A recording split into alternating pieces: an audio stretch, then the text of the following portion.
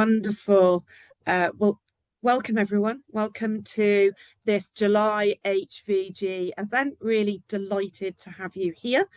This is a homegrown session this week. So myself and Vice Chair of HVG, Vanessa, will be running this session on an introduction to safeguarding. We'll do proper introductions in a moment. I'm just going to share my screen and we will get cracking. So hopefully you can all see some slides there. Can everyone see a slide? Give me a thumbs up. Oh, Michelle, thank you very much. So we will get started. So welcome everyone to this session. Before we start, just a quick caveat, which we'll say several times through the session, which is we are not safeguarding experts. We are individuals who are very well versed in the subject matter, but this is an introduction to safeguarding, very much the basics so that we can build on this in future sessions as a network. So welcome, thank you for coming along. We hope there'll be lots of discussion, lots of questions, and we can pool together our collective understanding of the topic as we guide you through our bits. So we're going to oscillate a bit between us. So I'm going to hand over to Vanessa to take us through what we're going to do today. Thanks, Rhiannon. As Rhiannon's already mentioned, we basically have been previous experiences. We'll tell you a little bit more about ourselves in a moment. But why is HVG running this session? We're going to be telling you why we've actually selected this as a topic, as well in more detail, as well, and why it's important that we wanted to actually contribute to this session today. We're going to tell you about what safeguarding means, just to clarify as far as safeguarding is concerned. I think there's always sometimes a little bit of misunderstanding exactly what safeguarding means and how and who it's relevant for. And how do we recognise the signs and identify the different types of harm? There are several signs, and we want to go through with those, and we'll give you some examples as well, so we can share those with you too. And we're going to share with you some of the principles to consider. So when you're thinking about safeguarding within your own environments, with your volunteers, with your organisations, what things should you consider? Now, as we said, we're not necessarily experts in this area, but we do have a lot of given knowledge, and the fact that we can actually provide that experience for you. But obviously what we're looking for also is for you to share with us, so that you can tell us what you think too as well. And there will be an option for you later to share that with each other as well. How we should respond and report to any issues that we might have with safeguarding from that perspective as well. How you should think about the consideration points that need to be shared with anybody that might be responsible for safeguarding within your organisation.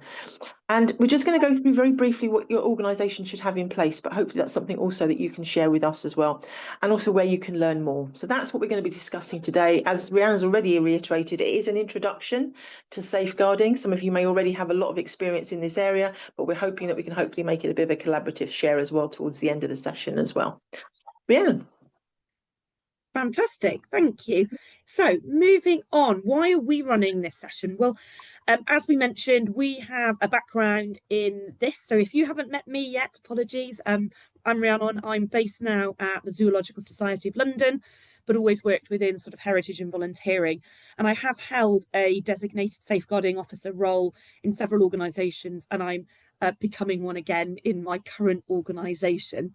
So I've done a lot of work in this field to date, so I feel quite comfortable sitting here. Vanessa, do you want to say a little bit more about yourself? Okay, I've also been, a long time ago, I used to work in the child protection area as well, with charities as well, but more recently I've been a designated safeguarding officer in both of the previous organisations that I've worked for as well, and sit on the safeguarding committee and help to influence some of the safeguarding policy as well. So feel very comfortable in talking and sharing about safeguarding in a general introductory perspective. Yeah. Fabulous. And so I guess there's several other reasons we're running this session. So it's come up several times within the feedback you've given us from the conference, when we've run sort of informal feedback sessions within the HVG event programme, that actually safeguarding is a topic that perhaps not everyone feels entirely comfortable with. I imagine within the virtual room today, we've got colleagues who have got belt and braces across their organisations. They've got quite a lot in place. right through to organisations where perhaps they have the bare minimum. And what we want to do is try and bring everyone up to the same level. So we really welcome feedback and input from those that feel confident within this space. This is a collective hive mind, like we mentioned earlier. So please do contribute if there are other perspectives to consider. We want to equip you with that basic knowledge that I mentioned. What we plan to do later in the HVG events programme is to add a new session in by someone working in the safeguarding field currently that takes us to the next level of safeguarding. So this session is designed to bring us up to the same level. Provide you with some background, why safeguarding is important, what it looks like, but also consider the next steps for you and your organisation. And that will obviously really depend on where you are within your journey with safeguarding. But hopefully we've got some content that will allow you to reflect on your own personal confidence around this topic, but also where you feel the organisation is that you're currently based in, if you are based in one. To that end, what we want to do is a very quick confidence poll to see how you feel about safeguarding so far. So I'm just going to bring this up. It's just one question, just to get a sense of how confident you feel within this sphere. So that hopefully is popped up on your screen now. So you just click where you feel you are. Fantastic. So we've got about half so far. 9. Okay, so most people sitting somewhere in the middle. That doesn't overly surprise me. We are, the majority of us, probably quite British, and therefore we sort of sit in the middle a little bit on the fence. You can see that. We've got a colleague, several colleagues who feel very confident and confident. Great. We welcome you to contribute to the session as well. And hopefully those that feel average and unconfident, by the end of this session, you will feel a little bit more so. So thank you for that. That's really great to see where you feel you are on this journey so far. So I'm going to then hand back to Vanessa. Great.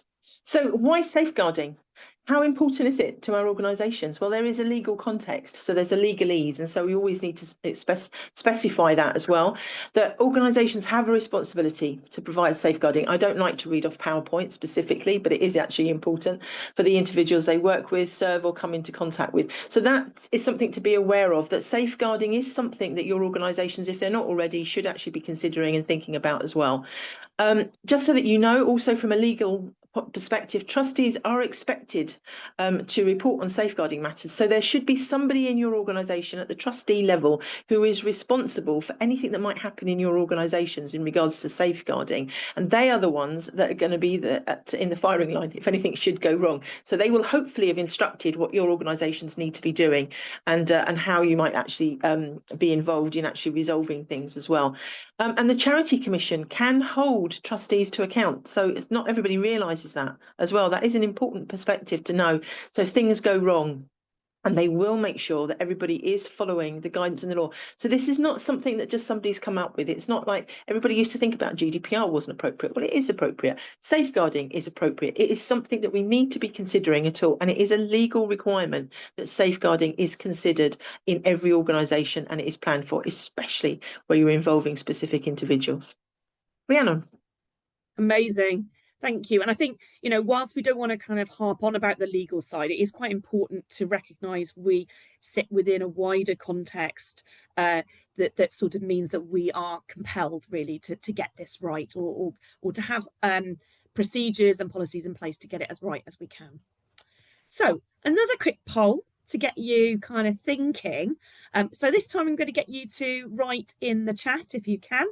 So the first one, what do people think? At what age does a child become an adult in England and Wales in terms of safeguarding? 16, 18 or 21? Oh, well done, Michelle. Fastest fingers first. Alice, Pippa, brilliant. Any more advances? 18. Yeah, lovely. Well, I'm really pleased to say that you've hit the nail on the head there, absolutely. So, you know, whilst young people feel very mature from a much younger age legally in terms of safeguarding, we are not talking about adults until they turn age 18, and no problem, Hattie. Lovely. So the next statement, only those who work with children and adults at risk need to know about safeguarding. Is that statement true or false? Yeah, absolutely. This is going to be a breeze, this session. Absolutely. So safeguarding is one of those topics, very much like health and safety, where we all have a responsibility to ensure that those most vulnerable within society are safe and looked after. So absolutely true. Sorry, absolutely false. We all have a responsibility to know about safeguarding and what our responsibilities are. And that's what we're going to take you through in this session. Vanessa. Thanks, Rhiannon. As Rhiannon said, it's probably going to be a nice, easy process for us. Those of you that might not have felt so confident might actually feel very confident at the end of this session, which is what we're hoping for as well. And those of you that are confident, obviously, we're just reiterating what you hopefully know already anyway. So what does safeguarding mean? And just to clarify, as far as the Care Act of 2014 has stated, it is an action to promote the welfare of children and adults at risk and protect them from harm. So we all have a responsibility to make sure that that happens in wherever we are in our organisations as well. As we've already said, and you've quite clearly identified that you know already, that a child is any person under the age of 18. I know that probably most of you that might even have teenagers as children as well might not feel that they'd like to be referred to as a child. But in the context of what we're talking about today, when we talk about a child, it is anybody under the age of 18. And also, last but not least, is the fact that where we've got safeguarding in our organisations to think about too as well, we've also got the sorry, just had a bit of a technical hitch there and lost my screen. An adult at risk is any person who is aged 18 years or over and at risk of abuse or neglect because of their needs for care or support. And as I mentioned, that is part of the Care Act as well. Now, we're going to go into that in a little bit more detail later on this morning, as well as we talk about it as well. But obviously, whatever we cover, whether it seems to be very more biased towards being towards children, it is the same principles apply to adults as well, vulnerable adults as well. We'll reiterate that every time we come across one as well, but just to be aware is that when we do talk about things today, even if we might refer to it as in a children's context, it is likely that it is also going to apply to any vulnerable adults that you come across as well. Rhiannon. Lovely. And just to reiterate, so Vanessa's made a great point there. She's included two different phrases to talk about the same group of people, adults at risk and vulnerable adults. Vulnerable adults tends to be a slightly more dated term, but you will see it in some of the government documentation, perhaps within your organisations. Adult at risk is the phrase that we now use for that group, but we're essentially talking about the same group of people who are vulnerable for the same reason. So you will see within legislation, within documentation, that they're used interchangeably, just to kind of clarify that for anyone who is less aware. Fabulous. All right. So this slide is always a really tricky one. It's not there to scaremonger or to, really make us too hypervigilant, but it is really to demonstrate that there are several different types of harm that these groups and any person can potentially be a victim of. So you've got the 4 types here. They provide a definition on the screen. I'm not going to run through those for you, but it's really then to start thinking about some of the signs that these types of harm might show. Because I think, when we're thinking about safeguarding on our sites, we're thinking about our colleagues, we're thinking about our stakeholders, so our volunteers in the main, and we're also thinking about visitors that our colleagues, ourselves, and our volunteers may come into contact with. And one of the things is that you may not know some of those people very well. They may not feel comfortable to tell you that something's going on. So sometimes it's thinking about what body language or visible signs there are that there might be something else going on at home or outside or inside the workplace. So in terms of physical, this could be something like you see someone turning up bruised, with slightly meeker body language, being quieter than usual. Those kinds of signs are there that perhaps something might be happening. And with all of these, if you aren't aware, it's simply a case of sort of keeping an eye on someone, checking in with them, seeing if they're okay, and just monitoring if things seem to be changing or getting worse. For sexual, it's not one that we particularly like to think about, but sadly it is very predominant within society these days. This could be, within your volunteer team, it could be outside of your organisation, but it might be, that you get some of your colleagues avoiding certain interactions, avoiding certain people. That doesn't mean it's sexual, it could be something else, but that is quite common. Inappropriate behaviour between different age groups. So in my organisation, we have a mixed age group of volunteers aged 16 and above. So obviously one of the things that we've had to address is the mixed age groups and what is appropriate relationships and communication between those different aged parts of the same team.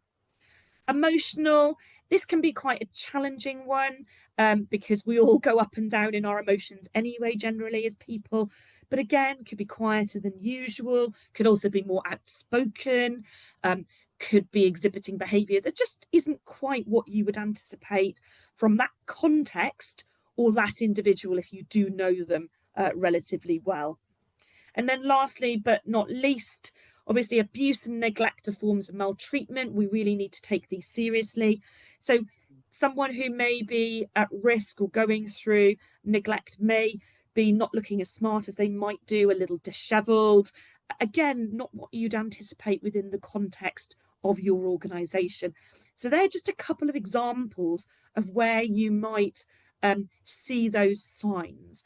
And I don't know, Vanessa, if you've got anything to add there. I think the thing to think about is that when hopefully you interviewed them, or you was maybe involved in their initial, if a volunteer comes on site, you were involved initially when you first met them.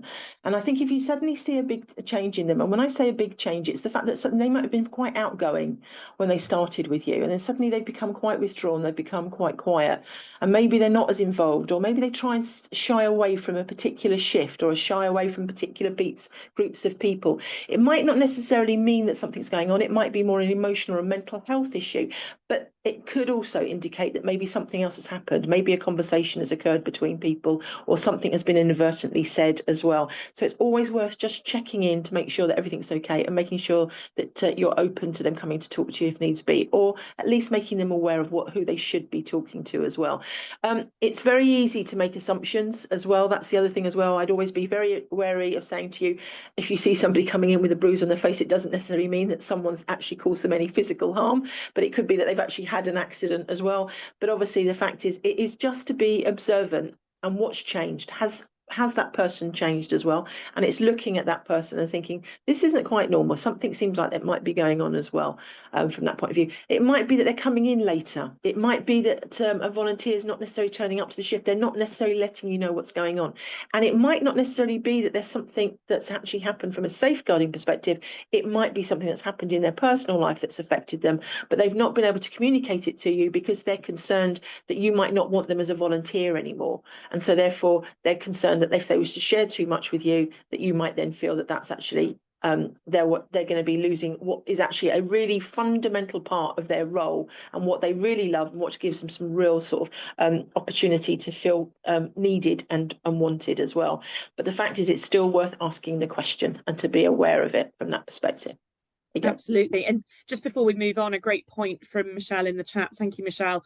That financial abuse is one, another one actually. It's not often listed within the main categories, but absolutely. And I've dealt with adults at risk in the past who've come in and they have claimed that in their sort of care housing situation that someone is siphoning off money and things like that. And so absolutely, that's a kind of real concern that we had to investigate as seriously as any of the others. Thank you, Michelle, for pointing that one out. Lovely. Moving on. So we're talking about some principles to consider. So when you're thinking about safeguarding, the thing about safeguarding is that the situations can be quite charged depending on what's happening. If you've actually seen or you witness anything as well, or if you actually have a conversation with someone. So it's something to be thinking about, is the fact of making sure that you feel prepared for it as well, that you've actually thought about it ahead of time. You've seen something you're not happy with as well, but how are you going to then address it? Remembering as well as what we said earlier, everyone is responsible for safeguarding. Nobody can ignore it, and that means that your volunteers are responsible as well. So you need to make sure that your volunteers are fully aware as well, and that includes all the people that are managing your volunteers too. We have a duty to report any concerns, however minor they may feel. And the fact is, who is in our reporting line? Who do we have to talk to? What is your escalation points within your organisations as to how you need to report that as well from that perspective? And obviously that applies to your volunteers as well from that perspective, and also what they need to do from that perspective as to and I've used perspective twice. I've just realised I've said that. And but the fact is, it's also making sure that your volunteers know, because you might have as far as staff is concerned, you might have a slightly different reporting line for staff, but you need to think about how does that apply to volunteers, and is it different for volunteers, and making sure it's clear for them as well. It's also being aware as well that different cultures, backgrounds, and the impact in behaviour. One of the things I can remember from an experience that I had a while ago was the fact that I can remember talking to a couple of people who were from African descent.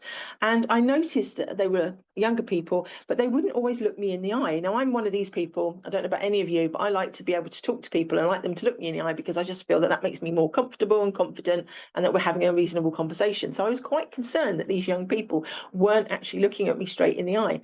And what it turned out to be, as I learned afterwards, because I asked, was the fact that it's because of the fact that I was older than them. It's a respect in their culture. It's respectful to not look directly in the eye. I'm an aunt, or my husband might be their uncle, but the fact is you don't look at your elders directly in the eye because it's regarded as disrespectful. So it's understanding things about different cultures as well. It's not somebody that might be withdrawn. My natural reaction was, is there something wrong? Are they not happy? What's going on?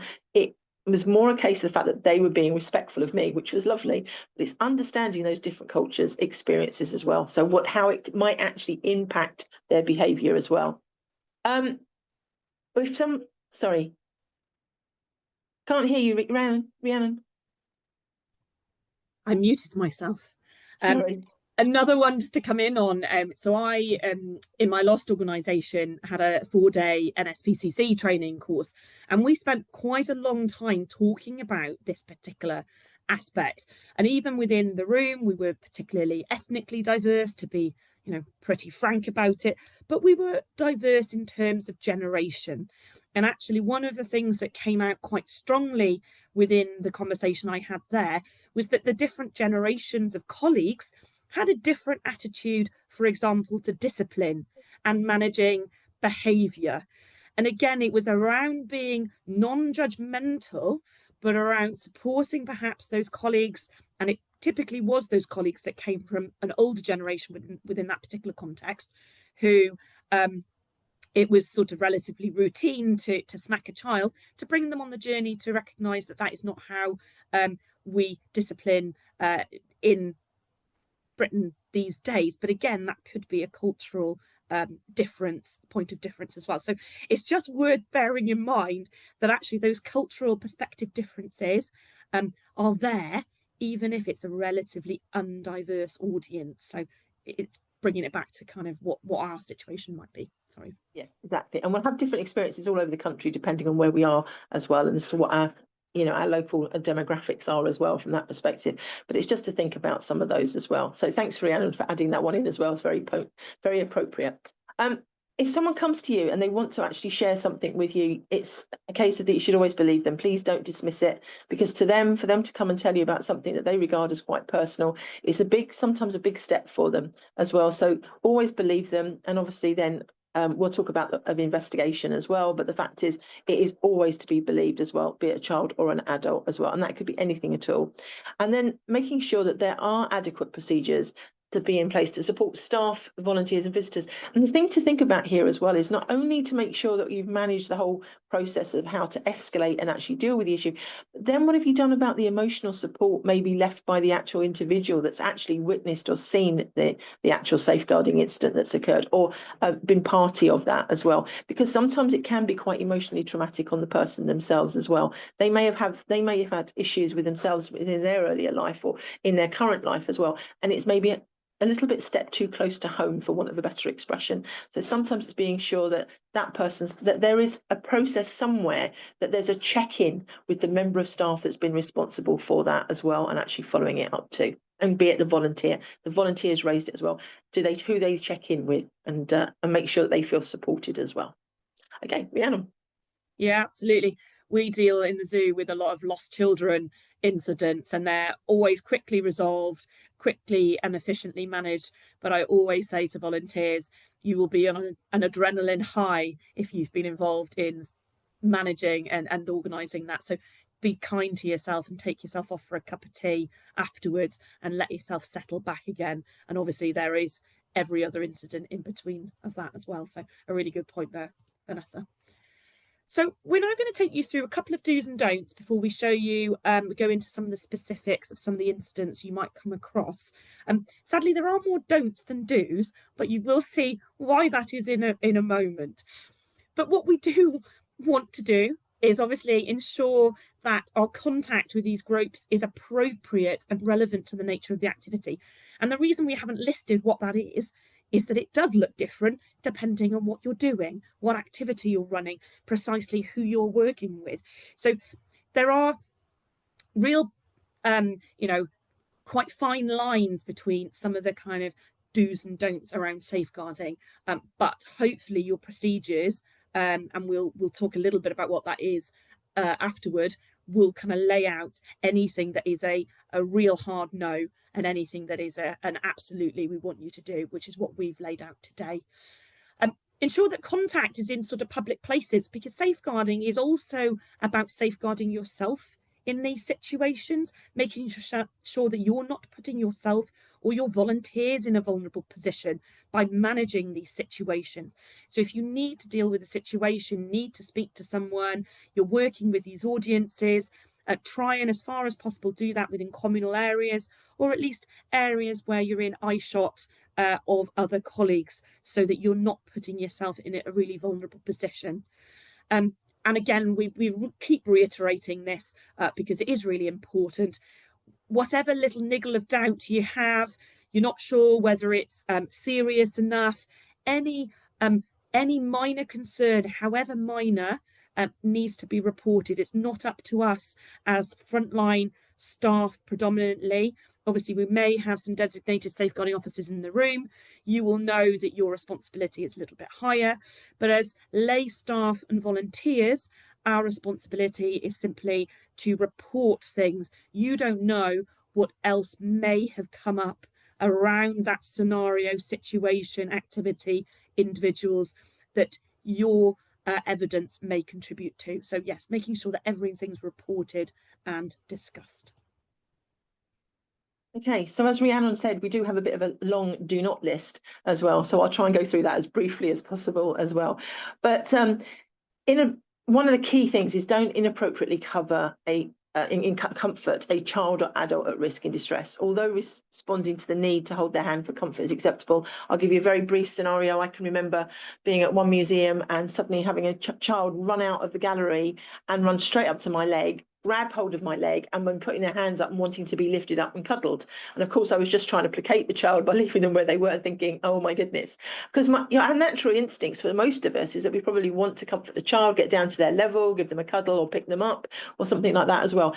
But obviously, it's not appropriate that we do so. Thankfully for me, before I was obviously trying to call a visitor assistant to come over so that we could actually deal with what had happened, because this child had obviously got to moved away from their parent. The mother came running out, and funnily enough, the mother was wearing something very similar to what I was wearing that day. So, which is why I could understand why the child was suddenly probably confused as to who they were talking to, and why they were insisting on being cuddled and picked up as well. But definitely don't touch the child, try and obviously make sure that you keep your distance, just try and keep them calm as well, and make sure that you call someone over to help you or assist you if you need to. Rhiannon's already mentioned it. Don't take unnecessary risks as well. Don't put yourself into a position where you're left alone with someone who you feel might be being quite vulnerable, or if someone's actually of any concern as well. And then don't engage in any behavior that is in any way abusive as well. Be very mindful of the fact that, you know, we are representatives of our organisation, but we're also representatives of ourselves. Is that's the natural way for you to act? You wouldn't want to do that. And it can be, which is why sometimes you need to stop, just take a moment to be calm and to be patient as well, and make sure that you don't get involved with that any conversation at all, and don't shout back or scream back as well. I have actually seen it where it's been escalated, and I've watched someone do that, and someone's come up behind them very gently and said, can I help, can I support you, and whatever else as well, and suddenly the whole situation has slightly been diffused as well. Don't act in a way that can be perceived as threatening or intrusive. It's very easy for us to come over and say, okay, I'll take control of this, I'll do this as well, rather than actually coming over and say, can I help at all as well. It's thinking about that as well, and also the fact that it's also very easy sometimes when you're hearing about something, oh, that's ridiculous, why would you think that, what would you make you think? It's very easy for us to suddenly jump and be defensive as well. So thinking about the way that also from a threatening or intrusive perspective, that being very mindful of everybody else and how the situation is developing or what's actually happening as well. There's probably lots of other ways and as again, Rhiannon's put it, adults at risk and children can perceive situations differently also. So we need to be very aware of that as well, because it can be very real for them as to what's happening for that from that perspective. Definitely patronise or belittle people. I think we all know that. If any of us come across that at any time, or we've seen it happen as well, we obviously don't want that to be happening. We don't want anybody to, and it can be very easily done. And Rhiannon mentioned it a little while ago, that whole generational perspective.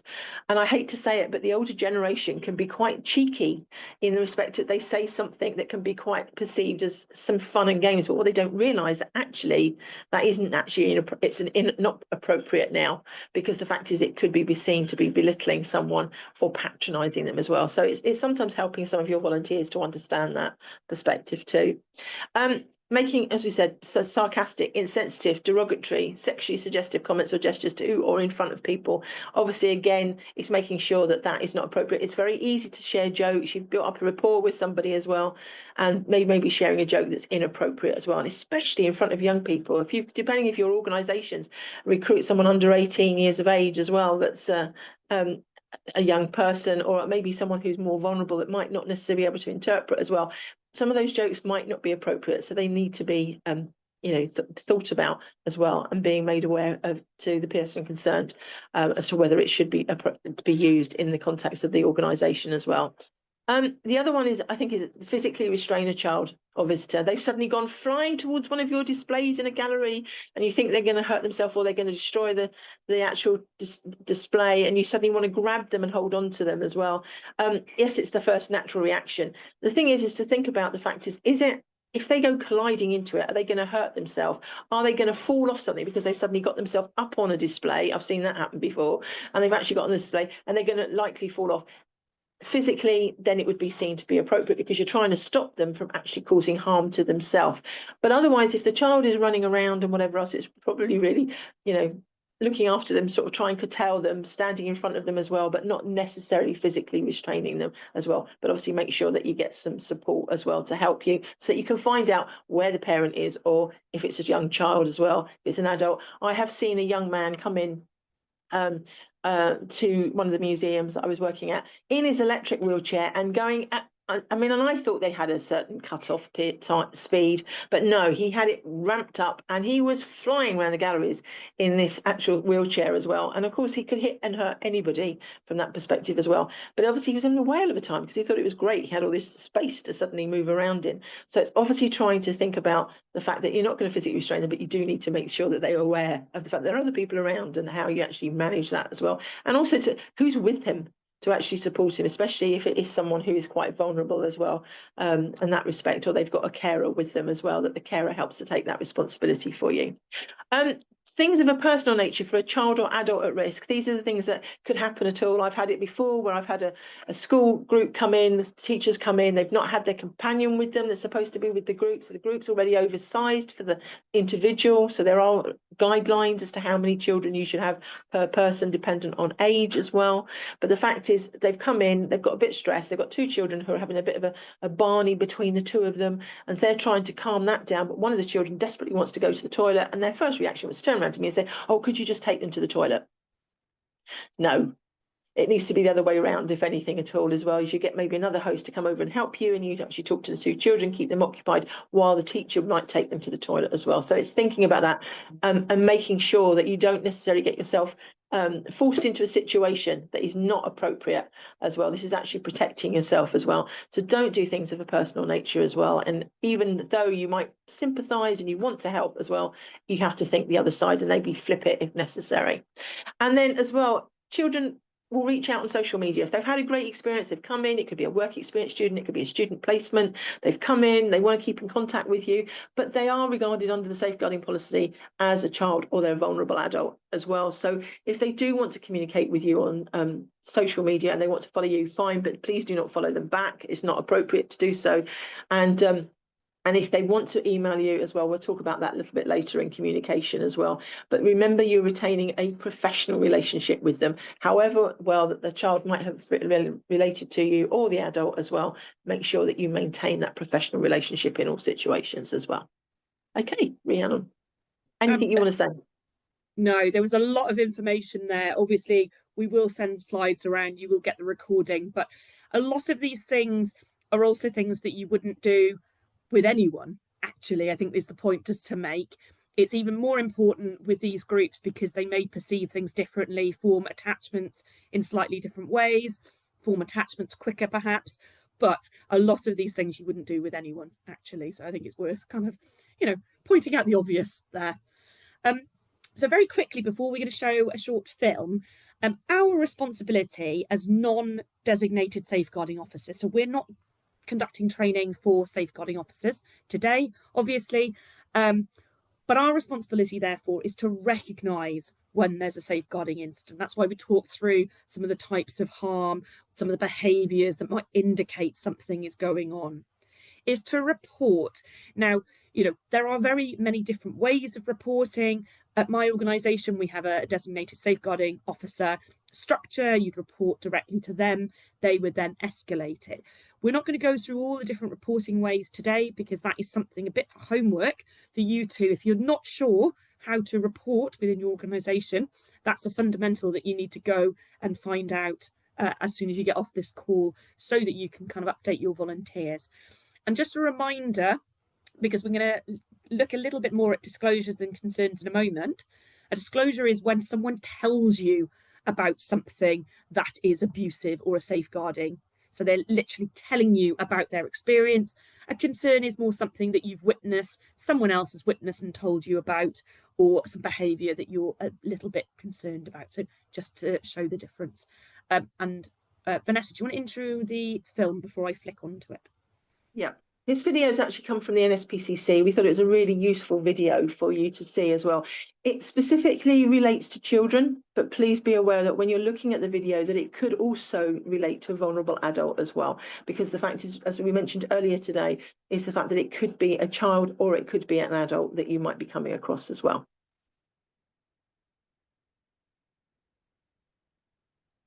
It's never easy when a young person discloses abuse.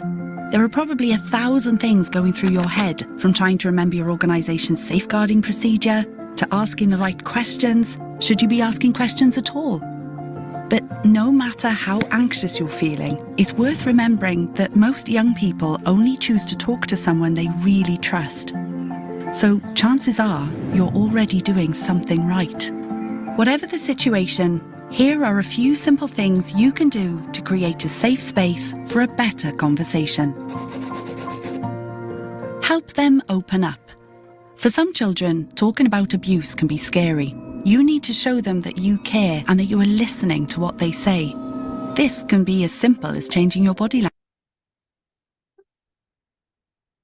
Apologies. And and avoid anything that can make you seem distracted or distant. Keep your focus on them. They're the most important thing right now. Slow down and take your time. This chat might only be a small part of the disclosure. They could just be testing the water, so let them go at their own pace. Even if the gaps in the conversation feel awkward to you, it's their story. Give them time to tell it. Reflect back and show you understand by simply going through what they've told you already. If possible, use their language. The specific words they use are an important part of their narrative. And although it's easy to jump to conclusions, or even solutions, right now they just need to feel listened to. You can practice these techniques whenever someone's telling you a story, helping them to open up, slowing things down, and reflecting back in everyday conversations won't just make you a better listener, but will also prepare you for when a disclosure does happen. It could change a young person's life.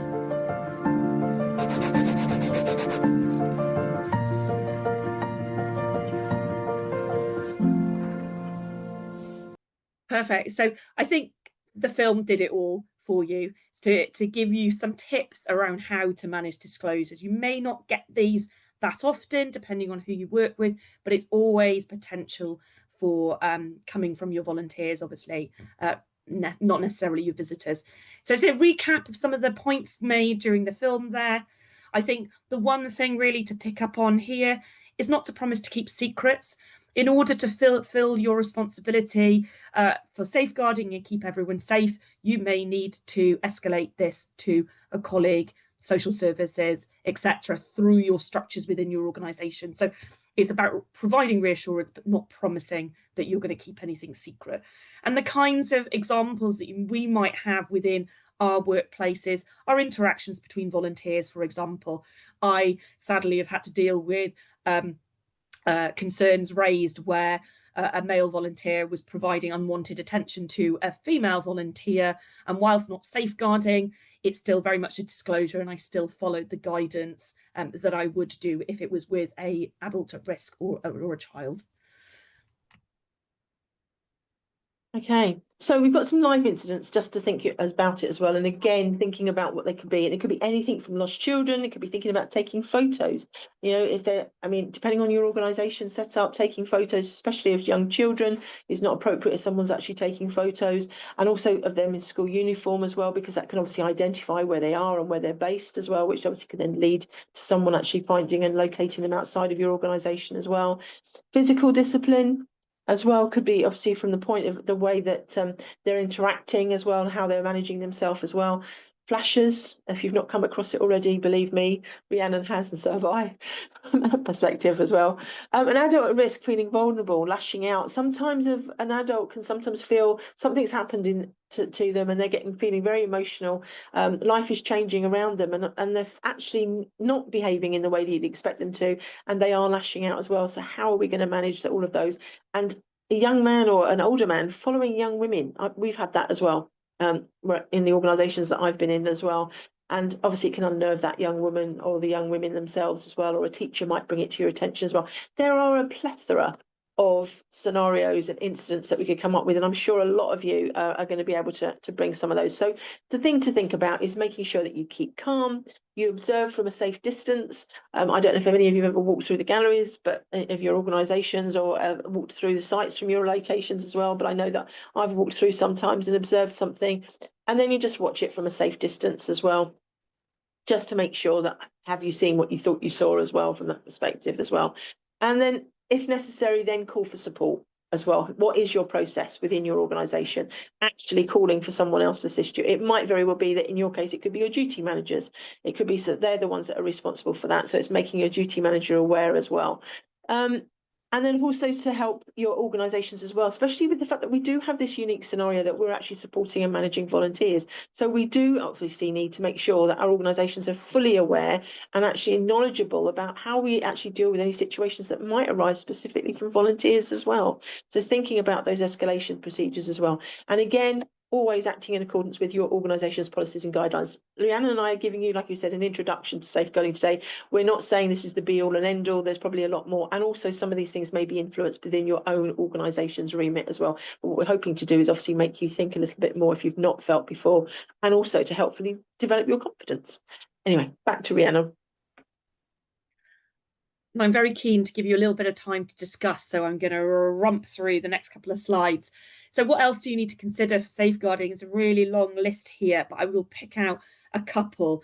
Think about the context of your activity. You know, if it's a tour group walking around some of the back of house areas, who is the back marker?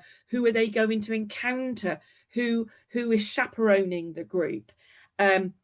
Photography, you know, one of the things that I address quite a lot is particularly within sadly our older volunteers, not to kind of stigmatize those individuals, but it does quite often, again, because a lack of awareness perhaps, taking photos of groups of kids enjoying themselves. It's actually a really kind of positive and naive attention, but actually it's inappropriate within that context. So, you know, permissions, those kinds of things. Work experience, what are your structures? How are you supporting your staff to support those students?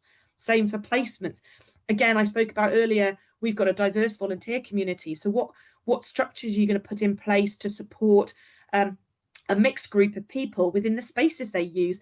We've had to think about toilet use, changing rooms, behaviours, interactions, communication, all sorts of things. Travel, how are you going to risk assess it? Again, who's going to be chaperoning? How are you going to support them? We've put international here as well, because again, if you take it out into other parts of the world, what are the structures and measures in place there? Working with third parties, what are their policies? What are their procedures? Are they in line with yours? And then social media and comms, I'm not going to say too much on because we've got a wonderful slide with lots of words on it.